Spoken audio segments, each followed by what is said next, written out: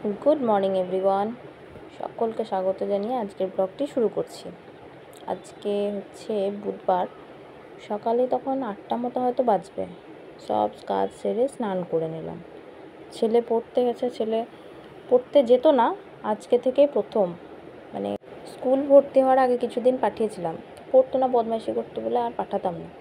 দিয়ে আবার ওর বুনি যাচ্ছে বলে ওর খুব ইচ্ছে হয়েছে যাবার, তাই বললো মা আমি যাবো পড়তে, আমি যাবো। তাই ওকে ফোন করলাম, দিয়ে ও বললো পাঠিয়ে দাও। ওই জন্য আজকে থেকে আবার পাঠাচ্ছি। তো দেখো ছেলে নেই বলে একটুও বসিনি, সকালে কাজটা সমস্ত কিছু সেরে একবারে ঝট করে স্নানটা করে নিলাম। কারণ স্কুলে দিয়ে এসে রান্না বান্না করে স্নান করতে প্রচুর দেরি হয়ে যাচ্ছে, দিয়ে আবার আনতে যেতে হচ্ছে, অনেকটা কষ্ট হয়ে যাচ্ছে। ওই জন্য স্নানটা আজকে করে নিলাম। স্নান টান করে তারপর আবার বাবুর খাবার টাবার চাপাবো, দিয়ে তারপর আবার ও স্কুল টুল দিয়ে আসতে হবে। আজকের এই ক্লিপটা ছাড়া আর কোনো ভিডিও ক্লিপই আমি তুলতে পারিনি, কারণ স্কুল থেকে দিয়ে বাড়ি আসার সময় আমার সাথে একটা খুব বাজে ব্যাপার, হঠাৎ করে একটা বাজে ব্যাপার ঘটে গেল। যে এইটুকু জিনিস যে এত বড় হতে পারে আমি বুঝতে পারিনি, সত্যি প্রথম এক্সপিরিয়েন্স আমার এরকম। হাই, এখন বিকেল 6:45 মতো বাজলো, আর বলো না আজকে একটা বাজে ঘটনা ঘটে গেছে। স্কুল থেকে বাবুকে আনছি, দিয়ে আমি বেরোচ্ছি, যেরকম স্কুটি নিয়ে বেরোই, হঠাৎ করে একটা পোকা কোথা থেকে উঠে এলো, এসে আমার ঠিক এইখানটা করে কামড়ে দিল। এত জোরে কামড়েছে কি বলবো। স্কুটিটা চালু করেছি, আমি শুরু করেছি, যাচ্ছি, আর কোথা থেকে উড়ে এসে একবারে কামড়ে আমি তো পুরো কেঁপে উঠেছি স্কুটি মুটি নিয়ে। বাবু বলছে কী হলো মা, আর এত মারাত্মক জ্বলতে শুরু করলো কি বলবো, একদম জ্বলে পুড়ে মনে হচ্ছে শেষ হয়ে যাচ্ছে, এত জ্বলছে। ওইভাবে কষ্ট করে বাড়ি এলাম।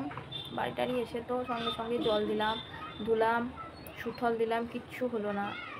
তারপরে বাবুকে ওর ঠাম্মিকে ডেকে আনলো, মা এসে তখন আবার কেরোসিন দিয়ে দিল, ভাবলো মৌমাছি কামড়েছে, কিন্তু মৌমাছি নয়, ওটা অনেকটা বড় পোকা, লাল যে ধরনের, মৌমাছি নয়। যাই হোক, বাবুকে খাইয়ে টাইয়ে শুলাম, তা জল কমছে না, জ্বলেই যাচ্ছে। বাধ্য হয়ে আবার 4:30টার সময় উঠে 2টো ওষুধ নিয়ে এলাম, আর বললো যে জবা পাতার রসটা বেটে লাগাও, বেটে হাতে করে কোচড়ে রসটাকে লাগাও, তাহলে জ্বলুনিটা কমবে। যাই হোক দিয়েছি, এখন একটু তুলনামূলক কমেছে মনে হচ্ছে। ওষুধ খেলাম। এমনভাবে মানুষের বিপদ হয় না, কি বলবো। পোকা এসে তো কামড়ালো, সে তো জ্বলছেই, কিন্তু আবার আমি স্কুটিটা তখনই স্টার্টিং নিয়েছি, পাশ দিয়ে যদি কোনো গাড়ি যেত ধাক্কা লেগে যেত, এমনভাবে কেঁপে গেলাম।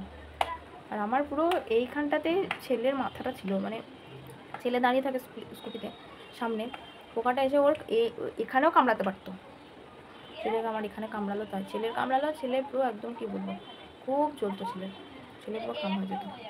যাই হোক, কপালের জোর আমার উপর দিয়ে গিয়েছে, এখনও জ্বলছে, খুবই জ্বালা করছে, কিছু করার নেই। ঠিক আছে, বাই, পরে কথা হবে। এটা হচ্ছে পরের দিন সকালবেলায়, রাত্রিবেলায় আমি যখন ঘুমোতে গেলাম তখনই আমার জ্বালা করছিল, কিন্তু রাত্রিবেলায় শোয়ার পরে সকালে উঠে দেখছি ওই চামড়াটা ফুটো হয়ে হুলটা বেরিয়ে গেছে, পোকাটার কোনো প্রকার হুলটা ওর মধ্যে ভেতরে বিঁধে ছিল, যার কারণে আমার জ্বলুনিটা কম ছিল না। সকালবেলায় উঠে দেখছি চামড়াটা ফেটে গেছে, তার হুলটা বেরিয়ে গেছে, ওই জন্য জ্বলুনিটা কমেছে। তো আবার লেগে পড়লাম আমার কাছে, কাজ না করলে তো হবে না, ছেলে আছে, কাজ না করলে হবে বলো, সব কিছুই আছে কাজের মধ্যে, সংসারের মধ্যে। চলে এলাম সার্ফ কাচতে, সার্ফটা কাচবো, কেচে আবার তখন ছেলে পড়তে চলে গেছে সকালবেলায়। আর সকালেও দেখলাম, ডাকলাম, আমি ভাবলাম হয়তো যাবে না, একবার বললাম যাবি বাবু, বুনিকে নিয়ে যাবা না, বললো হ্যাঁ মা যাবো। দিয়ে উঠতে খাইয়ে দিলাম, দিয়ে পড়তে পাঠিয়ে দিলাম। আমি সার্ফ টার্ফ কেচে কাজ করে নিচ্ছি, সার্ফ টার্ফ কেচে স্নান টান করে নেবো একবারে। সার্ফটা মাখিয়ে রেখে গেলাম, কাচলাম তো না, একটু মাখানো থাক, তাহলে কাচাটা ঠিকঠাক হবে। তারপর নিচে গিয়ে ঘর মুছতে যাচ্ছি, নেতাটা আর বালতিটা নিয়ে যাচ্ছি, ঘর মুছবো, তারপর চা খাবো, তারপর আবার স্নান টান করবো। নিচের ঘর মুছের উপরে এলাম, পুরো ঘরটা ঝাঁট টাট দিয়ে মুছবো। ঝাঁট বোধহয় দেওয়া হয়ে গেছে আগে, এবার মুছবো। ঘরে ঝুলও হয়েছিল, বাবু ছিল না বলে ঝুলটাও ঝেড়েছি। ঘর মোছা কমপ্লিট। এবার গেলাম নিচে চা করতে গেলাম, দেখছি রাতের দুধ নেই, রাতের দুধ ছিল না, তো দুধ আনতে যাচ্ছিলাম ওই বাড়িতে যাচ্ছি, যেতে দেখছি মায়ের সাথে দেখা, মাও আসছিল দুধ নিয়ে আর কি, দোয়ানো হয়ে গিয়েছিলো, ওই জন্য ঘুরে চলে এলাম। আবার দুধটা নিয়ে যাচ্ছি, আমাদের টাটকা দুধ, পিওর খাঁটি গরুর দুধ নিয়ে যাচ্ছি। চা করলাম, চা খেলাম, এবার এলাম শার্ট কাচতে। শার্টটা কাচবো, কেচে স্নান করবো, প্রচুর তাড়াতাড়ির মধ্যে কাজ করছি। ও চলে এলে তো ধর শুরু হয়ে যাবে, আর আমি শান্তিভাবে কাজ করতে পারবো না। ওই জন্য ও যতক্ষণ থাকে না, আমি চাই যেন আমার কোনো কাজ না বাকি থাকে। ও চলে এলে যেন আমি ওকে নিয়ে বসে থাকতে পারি, নাহলে কাজ করতে গিয়ে ওকে সামলাতে প্রচুর বিরক্ত লাগে। ওই কারণে ও যখন যদি একটু খানিকের জন্য বাইরে যায় না, আমি মনে করি সমস্ত কাজ যেন আমার তার মধ্যে হয়ে যায়। বাইরে তো যায় না, ওই স্কুলটা ছাড়া কারো কাছে 2 মিনিট থাকে না, একমাত্র ওর পাপা আসলে পাপা, আদার্স ও কারো কাছে থাকে না। এই স্কুল যেটুকু, ঠিক সেটুকুই আমার রেহাই। ওইটুকু টাইমেও কাজ আছে, তার জন্য না, ওইটুকু আমি বসে শুয়ে কাটাতে পারি। Good morning. এখন সকালবেলায় এখন কোথায় 8টা 15-20 মতো বাজলো। ছেলে পড়তে যেত না, কিন্তু পাঠালাম আবার। ওর বুনি যাচ্ছে, ঠিক খুব ইচ্ছা হয়েছে দুজন মিলে একসাথে যাবে, হাত ধরে ধরে।